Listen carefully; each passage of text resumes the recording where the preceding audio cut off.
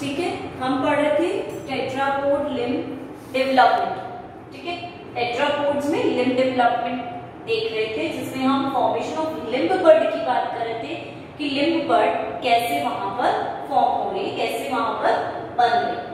एक चीज इस पॉइंट से पहले हमने TBX5 और TBX4 का रोल पढ़ा था कि TBX5 जीन जो है वो फोर लिम्ब को बना रही है और TBX4 जीन जो है वो हाइंड लिम्ब को बना रही है।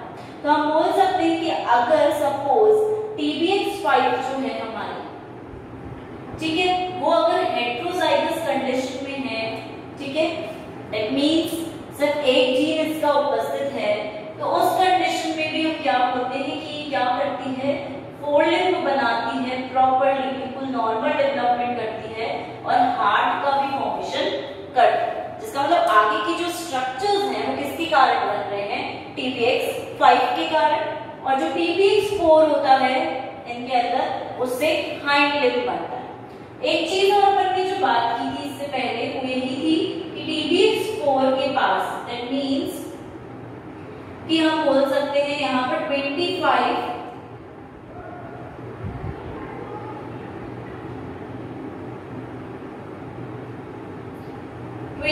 सोमाइट के पास में अगर हम FGF बीड को लगाते हैं तो हम देखेंगे कि यहाँ पर किसका डेवलपमेंट होगा, हाइंड लिम्ब का डेवलपमेंट होगा, क्योंकि पीछे की तरफ है TBX4 जीन इसके लिए रिस्पॉन्सिबल है और 25 सोमाइट नंबर के पास हम लगा रहे हैं। इसलिए TBX5 के पास अगर हम FGF बीड को लगाते हैं, ठीक है, प्लेस करते हैं बाहर से एक्टोपिकली, तो यहाँ पे हम देखेंगे फोर लिम्ब का फॉर्मेशन होगा और सोमाइट हम बोल सकते हैं 17 सोमाइट के आसपास की हम बात कर रहे हैं। तब आगे ऊपर के जो सोमाइट्स हैं वहां पे TBX5 जीन एक्सप्रेस होगा और फोर लिम्ब ही बनाएगा दोबारा। तो इस तरह की हमने बात की थी। अब हम बात करेंगे induction of apical ectodermal ridge. इस रीजन को हम AER रीजन भी कहते हैं, ठीक है, एपिकल एक्टोडर्मल रिज, और ये रीजन बहुत ज्यादा इंपॉर्टेंस रखता है सिग्नलिंग के लिए, लिम्ब के फॉर्मेशन के। ठीक है, तो पहले हम यहाँ पर देख लेते हैं कि इसमें होता क्या क्या है।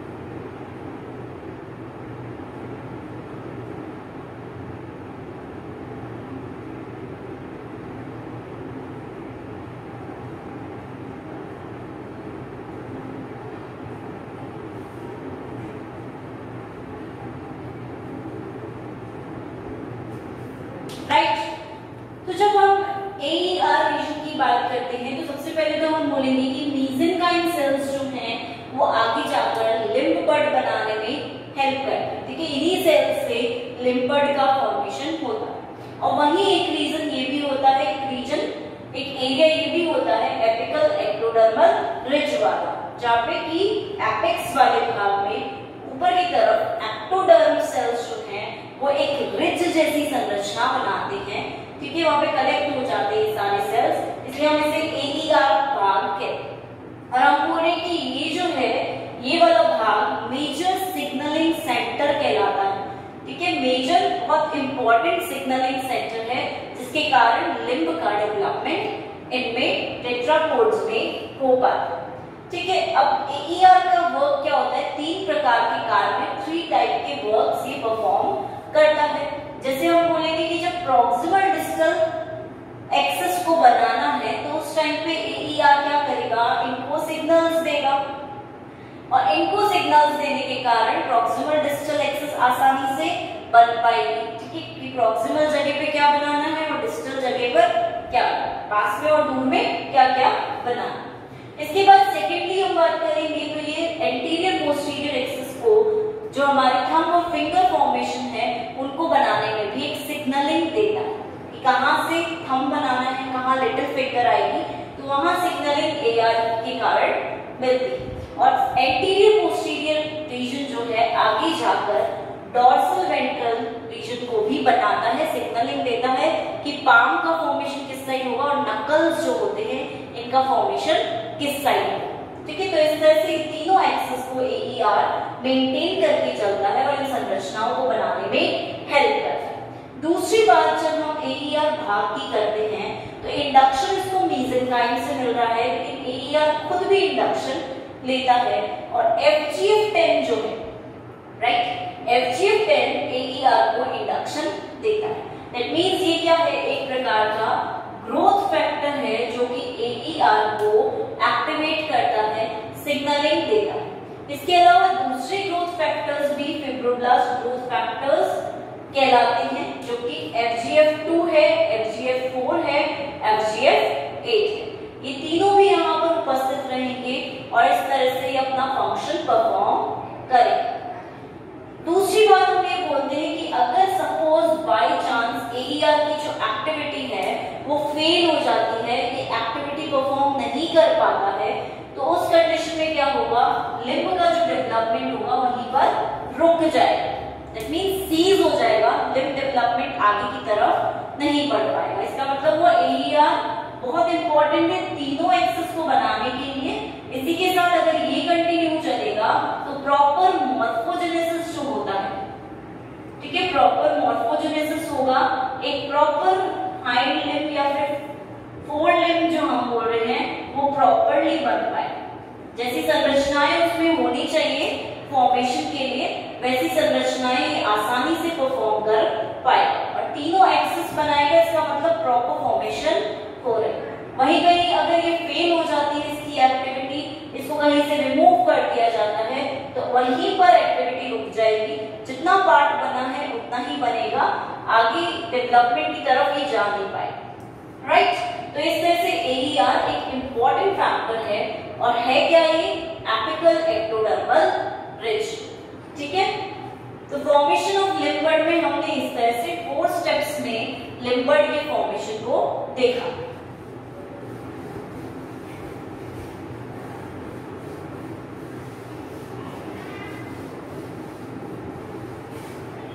दूसरी बात करेंगे हम टेट्रापोड लिम्ब डेवलपमेंट में ही जनरेटिंग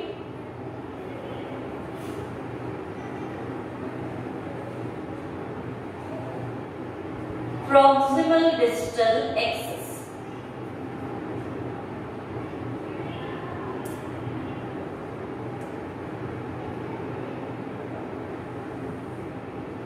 ठीक है, प्रॉक्सिमल डिस्टल जो एक्सिस है उसको किस तरह से यहाँ पर जनरेट किया जाता है। तो पहली बात तो हम बोल रहे हैं कि यहाँ पर प्रोलिफरेशन होता है मेसेनकाइम सेल्स का।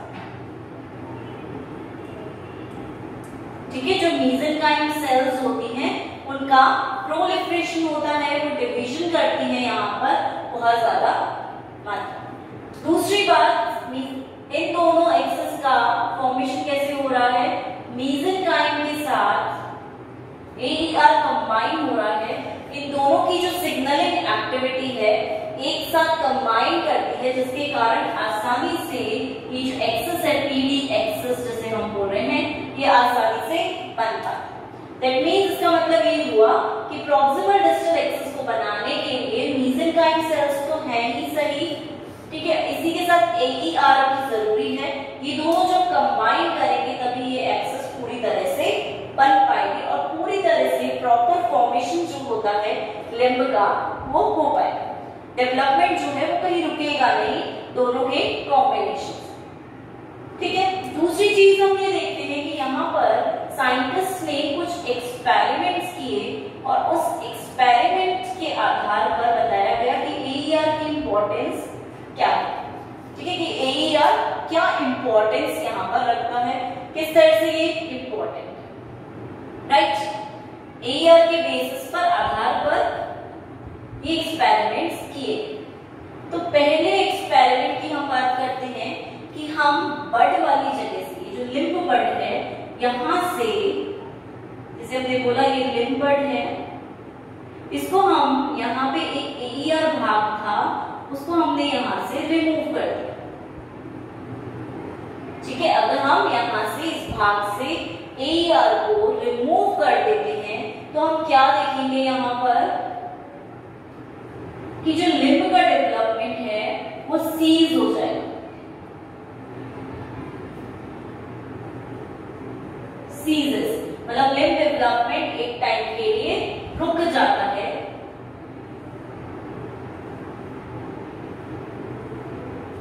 ठीक है, अब इससे आगे फॉर्मेशन होगा ही नहीं, कोई डेवलपमेंट आगे की तरफ नहीं होगा। मतलब हमने क्या बोला कि फर्स्ट एक्सपेरिमेंट में लिम्ब बड वाले भाग से AER is removed, right. AER को रिमूव किया और वहां पे AER रिमूव होते ही आगे की तरफ डेवलपमेंट रुक गया और लिम्ब डेवलपमेंट जो था वो सीज हो गया, एकदम रुक गया। हम यहाँ पे भी देख रहे हैं ह्यूमरस बनी, रेडियस अल्ना बनी, आगे कोई डिजिट्स नहीं बनी, वहीं पे रुक गया। जहां तक प्रोग्रेस किया था, जहां तक AER उपस्थित था, ठीक है, और जैसे इसे रिमूव किया गया डेवलपमेंट वहीं का वहीं रुक गया। ठीक है, दूसरा एक्सपेरिमेंट,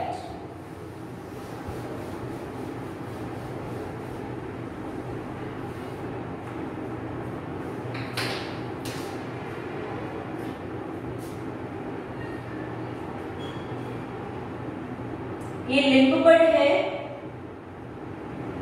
यहाँ पे ऑलरेडी एक AER भाग है, तो यहाँ पर एक्स्ट्रा AER लाया है। ठीक है, एक्स्ट्रा AER को यहाँ पर प्लेस किया गया। जब एक्स्ट्रा AER को यहाँ प्लेस किया गया तो हमने क्या देखा,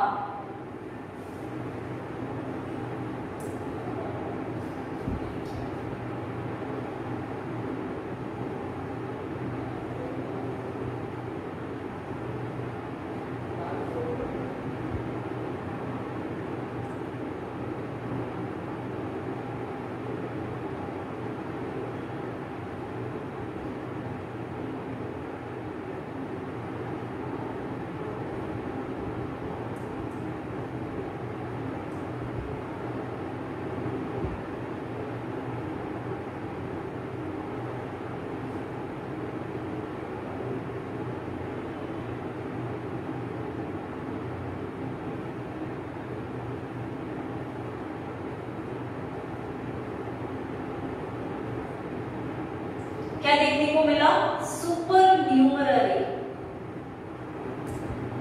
स्ट्रक्चर, जिसका मतलब ये हुआ कि यहाँ पे हमें दो ह्यूमरस देखने को मिली, दो अल्ना रेडियस देखने को मिले, ज्यादा मेटाकार्पल्स और ज्यादा डिजिट्स देखने को मिले। जिसका मतलब ये हुआ कि ऑलरेडी एक AER था, वो तो अपना फंक्शन परफॉर्म कर ही रहा था, दूसरा AER भी आया अगर, तो दोनों AER ने मिलकर अपना अपना काम किया और सुपर न्यूमररी स्ट्रक्चर को बनाया। ठीक है, इस तरह की संरचना वहां पर फॉर्म हो। तो हम बोल सकते हैं कि लिम्ब बड में जब एक्स्ट्रा AER को लाया गया तो एक्स्ट्रा AER के कारण एक्स्ट्रा या सुपर न्यूमररी स्ट्रक्चर को देखा गया। मतलब AER क्या कर रहा है, इसका जो वर्क है, इसका जो कार्य है उसको परफॉर्म बहुत अच्छे से कर। ठीक है, वहीं थर्ड की बात करते हैं हम यहाँ पर, तो हमने देखा यहाँ पर ये लिम्ब बड थी। ठीक है, यहाँ पर लेग मेसेंकाइम था, राइट। ये किया था, यहाँ पर लेग मेसेनकाइम को प्लेस किया गया।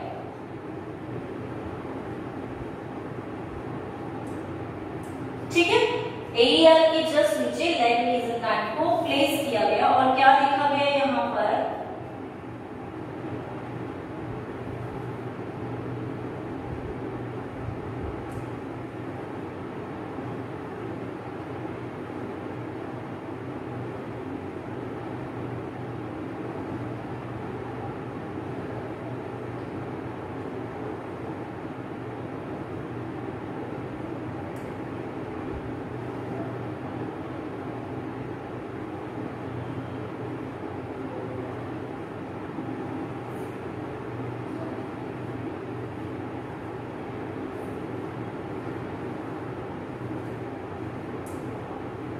कि हाइंड लिम्ब बना। ठीक है, हाइंड लिम्ब फॉर्म हुआ, जिसका मतलब क्या हुआ कि हमने यहाँ देखा AER के जस्ट नीचे की तरफ लेग मेसेनकाइम जब प्लेस किया गया लिम्ब बड में, पर AER कौन सा था, फोर लिम्ब वाला, लेकिन क्योंकि यहाँ पे लेग मेसेनकाइम की संरचना प्लेस की गई है तो हम बोल सकते हैं लिम्ब बड में लेग मेसेनकाइम को जब प्लेस किया गया तो वहां पे क्या बना, डिस्टल पार्ट्स हिंड लिम्ब वाले फॉर्म हुए, जिसका मतलब कि हम बोल सकते हैं कि हिंड लिम्ब का वहां पर फॉर्मेशन हुआ। तो यहाँ पर हमें टार्सल्स, मेटाटार्सल्स देखने को मिले। ठीक है, टार्सल्स, मेटाटार्सल्स की संरचना यहाँ पर देखने को मिली। तो नॉर्मली हम यहाँ पे बोल सकते हैं कि थर्ड एक्सपेरिमेंट में, क्योंकि यहाँ पर लेग मेसेनकाइम को दिया गया तो जब डेवलपमेंट हुआ तो लेग मेसेनकाइम को भी उसने आगे की तरफ बढ़ाया, तो इस तरह की संरचना वहां मिली। ठीक है, फोर्थ एक्सपेरिमेंट देखते हैं।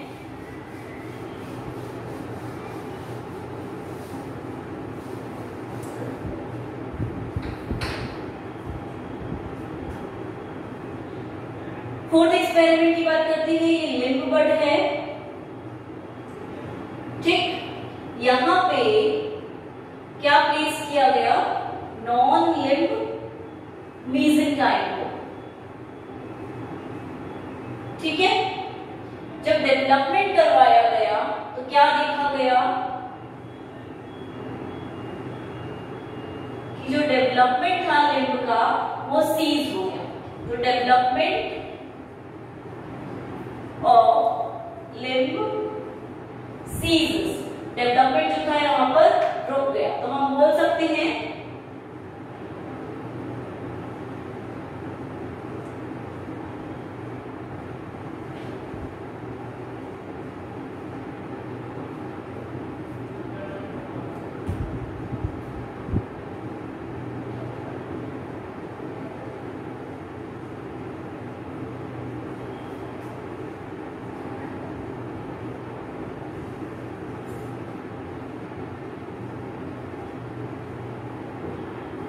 इस तरह की कंडीशन देखने को मिली कि लिम्ब मेसेनकाइम जो था उसको रिप्लेस किया। ठीक है, किससे रिप्लेस किया, यहाँ पर लिम्ब बड में नॉन लिम्ब मेसेनकाइम को, और उसके डेवलपमेंट को ऑब्जर्व किया। तो जब डेवलपमेंट को ऑब्जर्व किया तो क्या देखा गया, डेवलपमेंट जितना हुआ था उतना तक ही रुक गया, क्योंकि अब नॉन लिम्ब मेसेनकाइम है तो वो लिम्ब कैसे बनाएगा, उसके अंदर तो भाई जीन्स ही नहीं है लिम्ब बनाने वाले, क्योंकि उसका नाम ही नॉन लिम्ब है, तो लिम्ब को कैसे बनाएगा। तो जितना होना था उतना तक ही रुक जाता है, सीज मतलब वहीं पर स्टॉप हो गया डेवलपमेंट, और आगे का डेवलपमेंट वहां पर नहीं होगा, लिम्ब फॉर्मेशन प्रॉपर नहीं हो पाएगा। इसलिए यहाँ पर लिम्ब मेसेनकाइम का होना भी बहुत ज्यादा जरूरी रहता है। और वही लास्ट एक्सपेरिमेंट हम देखते हैं। ठीक है, यहाँ पर अगेन लिम्ब बड है, इसमें हमने FGF बीड को ऐड किया है। तो यहां पर हमने डेवलपमेंट देखा,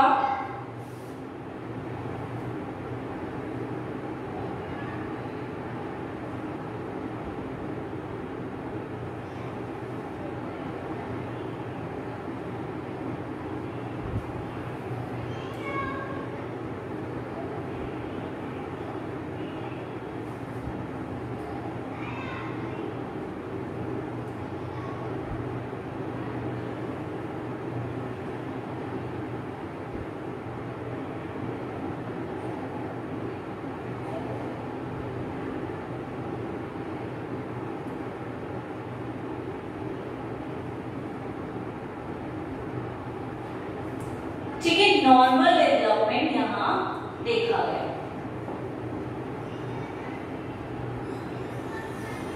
जिसका मतलब ये हुआ कि हमने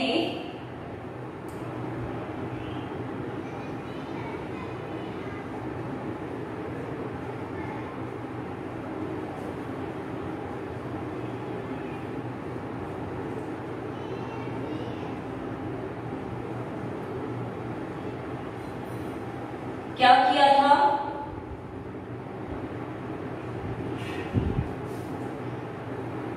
लिम्बर्ट वाले भाग में एईआर उपस्थित था, उसको हटा के एफजीएफ बीट को बाहर से एक्टोपिकली प्लेस किया और फिर डेवलपमेंट को स्टडी किया। जब डेवलपमेंट को स्टडी किया तो हमें क्या देखा, नॉर्मल लिम्ब डेवलपमेंट देखने को मिला। दैट मींस फोरलिम्ब जो था बिल्कुल नॉर्मली डेवलप हुआ जैसे नॉर्मल डेवलपमेंट होता। तो हमने ये कंक्लूजन निकाला कि एईआर बहुत ज्यादा इंपॉर्टेंट है। अगर यहाँ पर एईआर के साथ ही एफजीएफ बीट बनाते हम तो क्या होता, डबल स्ट्रक्चर्स देखने को मिलते, सुपर न्यूमररी स्ट्रक्चर्स जो हमने अभी सेकेंड एक्सपेरिमेंट में पढ़ा था वैसी संरचनाएं यहाँ देखने को मिलती। लेकिन क्योंकि हमें एईआर रिमूव कर दिया तो एफजीएफ बीट भी एईआर की तरह ही फंक्शन परफॉर्म करती है और यहाँ पर नॉर्मल डेवलपमेंट जो था लिम्ब का उसे परफॉर्म कर। तो इस तरह से यहाँ पर 5 एक्सपेरिमेंट्स के थ्रू शो किया गया है कि एईआर की कितनी ज्यादा इंपॉर्टेंस यहाँ रहती है, राइट।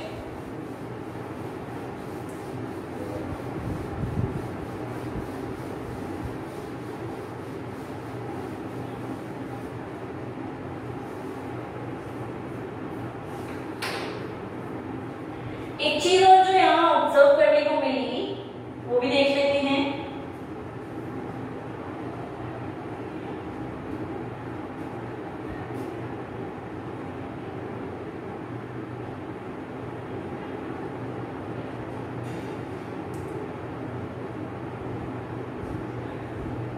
एक नॉर्मल संरचना के दौरान ये भी देखा गया कि एईआर रीजन के किसी भाग से एईआर के छोटे से पोर्शन को कट किया गया, अलग किया गया वहां से। पूरा एईआर नहीं रिमूव कर रहे हम, सिर्फ एईआर के छोटे से भाग को वहां से हल्का सा कट करके हटा रहे हैं। तो उस जगह पर क्या देखा गया, एक एक्स्ट्रा डिजिट का फॉर्मेशन हुआ। ठीक है, जिसका मतलब क्या हुआ कि वहां पे उस कट के द्वारा उसे कुछ इंडक्शन मिला, वो एक्टिवेट हुआ और जैसे ही वो एक्टिवेट हुआ तो एक्टिवेट होते ही उसने क्या किया, वहां पर माइटोटिक प्रकार की डिविजन्स की और माइटोटिक डिवीजन के कारण उसने एक्स्ट्रा डिजिट को फॉर्म कर दिया, राइट। तो एक्टिवेशन मिला। तो एईआर के अंदर हम बोल सकते हैं कि माइटोटिक डिविजन्स की प्रॉपर्टी होती है, इसीलिए ये माइटोटिक डिविजन्स को कंटिन्यू करते हैं, इसी के कारण लिम्ब का डेवलपमेंट वहां पर हो पाता है और प्रॉपर डेवलपमेंट वहां पर देखने को हमें मिल जाता है। अब इसी के अंदर हम दूसरे पार्ट की बात करते हैं, वो तो हमने एईआर की बात की, प्रोग्रेस जोन, जिसे हम दूसरा नाम मेसोडर्मल कंपोनेंट भी देते हैं कि मेसोडर्म का कंपोनेंट है।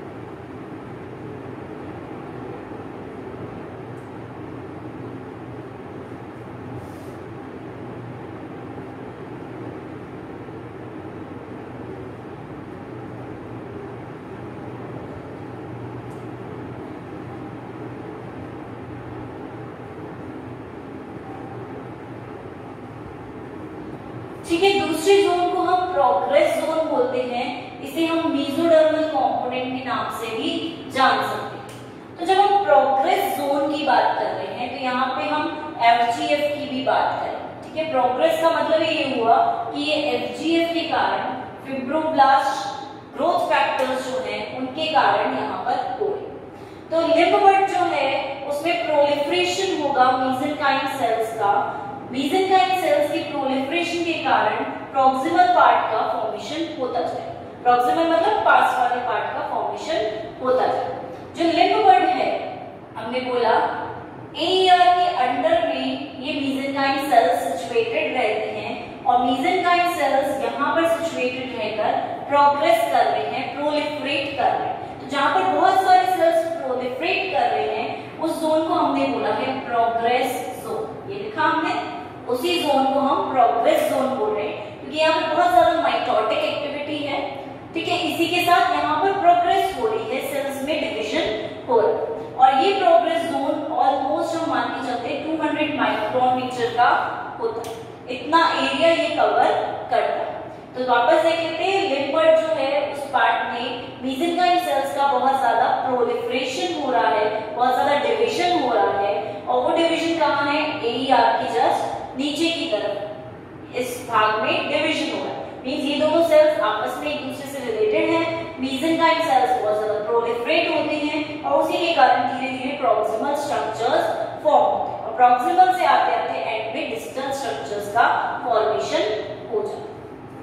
अब हम अगर बोलते हैं कि FGF इसके लिए रिस्पॉन्सिबल है, यहाँ पर बहुत ज्यादा प्रोलिफरेशन के लिए, प्रोग्रेस जोन के लिए रिस्पॉन्सिबल है, ठीक है। इसके कारण ही प्रोग्रेस जोन बन रहा है। तो अगर हम बोले AER को हम बाय चांस रिमूव कर रहे हैं, ठीक है, हमने क्या देखा था? डेवलपमेंट सीज हो जाता है, ठीक है। इसका मतलब क्या हुआ कि जो हमारे डिस्टल पार्ट्स हैं, दूर वाले जो भाग हैं, वो बनेंगे ही नहीं, वहां पे फॉर्मेशन नहीं होगा, लेकिन कुछ तो बन रहा है वहां पे, ठीक है। तो प्रॉक्सिमल पार्ट जो है, पास वाला जो भाग है, वो वहां पे फॉर्म होता है लिम्फ में, ठीक है। इसलिए हमने बोला कि AER को रिमूव करने के बाद सिर्फ प्रॉक्सिमल पार्ट ही बनेगा, प्रॉक्सिमल पार्ट ही मेड होगा, इसी का फॉर्मेशन होगा, बाकी और कुछ वहां पर फॉर्म नहीं होगा, ठीक है। तो ये चीज हमें क्लियर हो गई। AER रिमूव होने से डिस्टल पार्ट्स नहीं बनेंगे, लेकिन कुछ तो बनेगा, यहाँ तक का भाग तो बन ही रहा है, तो पास वाले भागों का फॉर्मेशन। दूसरी चीज जो प्रोग्रेस जोन में हमें देखने को मिलती है वो भी देख लेते हैं एक बार।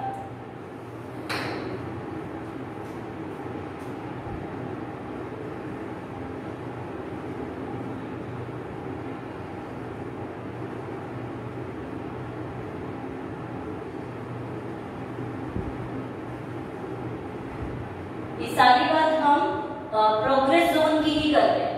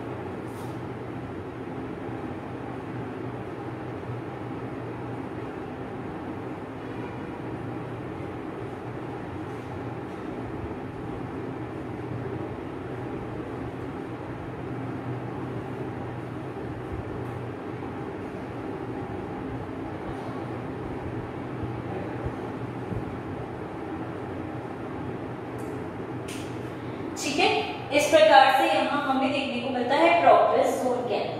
अब हम बोल रहे हैं क्योंकि जोन प्रोग्रेस कर रहा है, बड़ा हो रहा है, ठीक है, क्योंकि वहां पे डिवीजन भी हो रहा है, प्रोलिफरेशन वाली एक्टिविटी भी देखने को मिल रही है।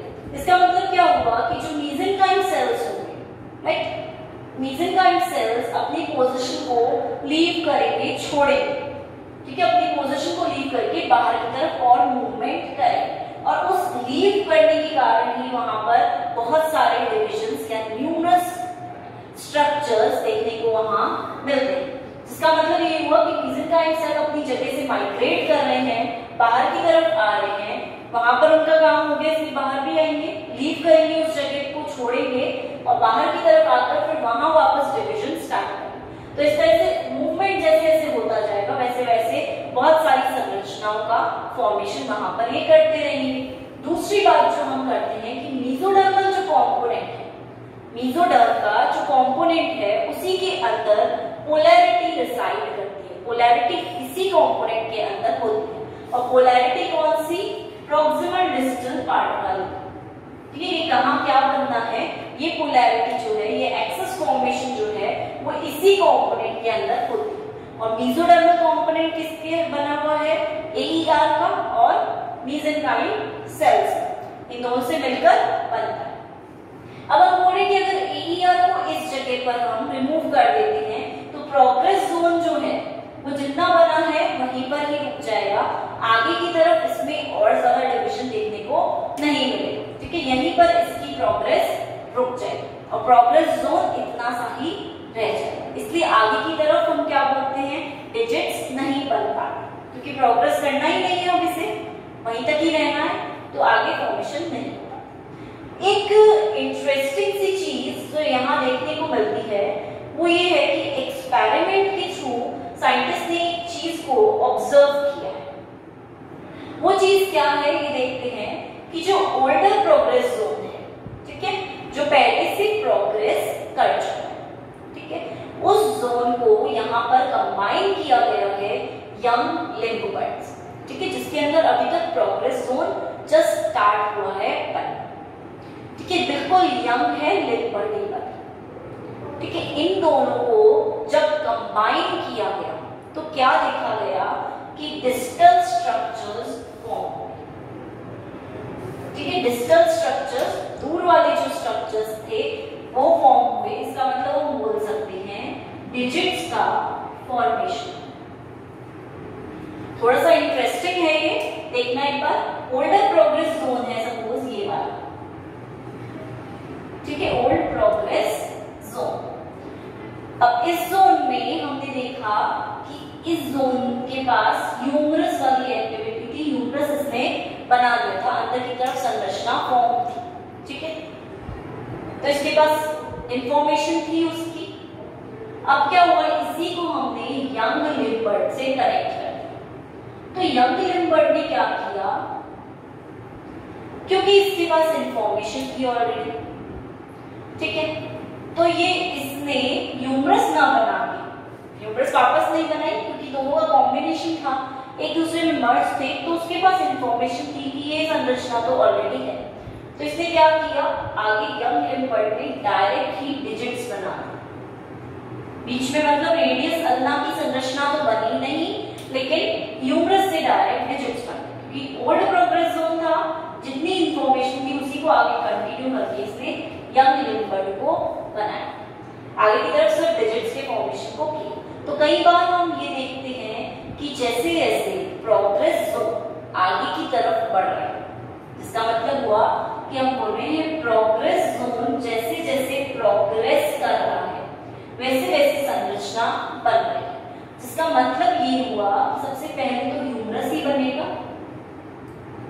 ठीक है, तो ये हमारा प्रॉक्सिमल भाग, पास वाला भाग हुआ, ठीक है। प्रॉक्सिमल डिस्टल को ऐसे भी याद कर सकते हो कि प्रॉक्सिमल मतलब P मतलब प्रॉक्सिमल और P मतलब पास वाला, पास में जो है, D मतलब डिस्टल और D मतलब दूर वाला भाग, तो ऐसे भी याद कर सकते हो, प्रॉक्सिमल पास वाला भाग, D डिस्टल दूर वाला भाग, होता भी यही है, डिस्टल दूर वाला जो बहुत दूर है और प्रॉक्सिमल जो पास में है, ठीक है। तो हमने बोला ह्यूमरस, अब ह्यूमरस से धीरे धीरे आगे और प्रोग्रेस होगी तो रेडियस अल्ना बनेगा,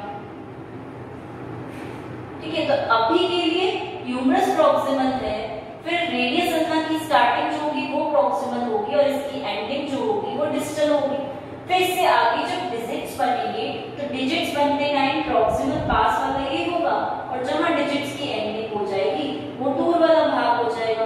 तो इस तरह से प्रॉक्सिमल डिस्टल एक्सल जो एक्सेस है वो यहाँ पर वर्क। दूसरी बात, FGF10 जो है फिब्रोब्लास्ट ग्रोथ फैक्टर 10 जो है ये क्या करता है, हमारे AER को एक्टिवेट करता है और जब हमारा AER एक्टिवेट होता है तो ये एक्टिवेट होकर FGF8 को एक्टिवेट करता है। FGF8 एक्टिवेट होकर वापस AER को भी एक्टिवेट कर सकता है, बना सकता है, फॉर्म कर सकता है और इसको भी वापस फॉर्म कर सकता है। तो यहाँ पर FGF8 के कारण पे क्या हो रहा है, माइटोटिक एक्टिविटी परफॉर्म। ठीक है, माइटोटिक एक्टिविटी जो है FGF8 के कारण परफॉर्म हो रही है। क्लियर है हमें ये चीज? तो हम बोल सकते हैं FGF10 AER को बना रहा है, फॉर्म कर रहा है और इसके बाद AER जो है वो FGF8 को बना रहा है, माइटोटिक एक्टिविटी हो रही है।